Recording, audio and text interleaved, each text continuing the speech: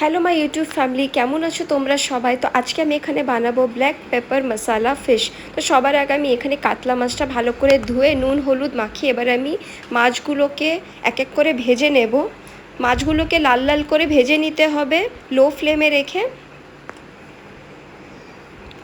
এই যে দেখো, আমার মাছ এক পিঠ ভাজা কমপ্লিট হয়ে গেছে, আর এক সাইড আমি ভেজে নিচ্ছি।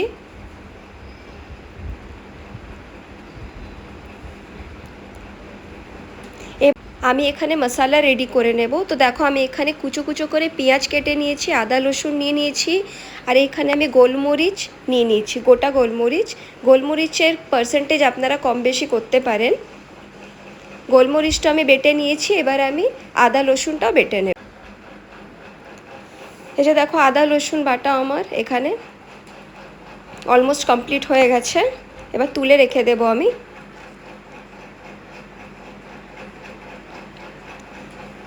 এখানে মাছটাও ভাজা হয়ে গেছে, আমি মাছটাও তুলে নেব। এই যে দেখুন, লাল লাল করে আমি মাছটা ভেজে নিয়েছি, দেখতেও কিন্তু খুব দারুণ লাগছে। এমনি এমনিও মাছটা ভাজা খেতে ভালো লাগে। এবার একই তেলের মধ্যে আমি পেঁয়াজগুলো ভেজে নেব। পেঁয়াজটা খুব ভালো করে ভাজতে হবে, বেরেস্তার মতো।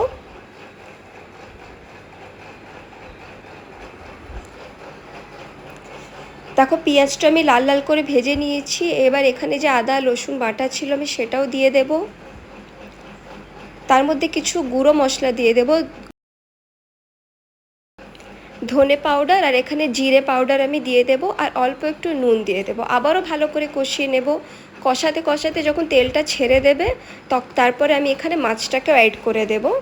এই যে দেখো, মাছটা দিয়ে আবারও 5 মিনিট মতো ভালো করে নাড়াচাড়া করে নেব। যদি আপনাদের মনে হয় যে ধরে যাচ্ছে, আপনারা একটু জল দিতে পারেন। এবার নামানোর আগে গোলমরিচটা ছড়িয়ে দেব। আবারও ভালো করে একটু মিক্স করে নেব। তো আপনারা এই রেসিপিটা বাড়িতে ট্রাই করে দেখতে পারেন, এটা খেতে কিন্তু খুব ভালো। ভিডিও ভালো লাগলে like share comment and subscribe.